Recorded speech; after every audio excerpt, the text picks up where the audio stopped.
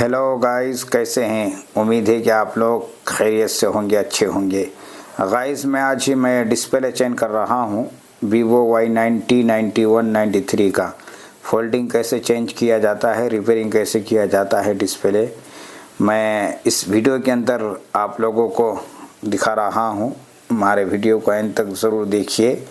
अभी मैं बैटरी का स्ट्रिप और डिस्प्ले का स्ट्रिप निकालने के लिए स्क्रू निकाल रहा हूं। आप ज़रूर बने रहिए आखिर तक, कैसे पुराना निकाल कर नया डिस्प्ले डाला जाता है ज़रूर आप इस वीडियो के अंदर देख सकते हैं, जानकारी में इजाफा कर सकते हैं। मैं पूरी जानकारी देने वाला हूं।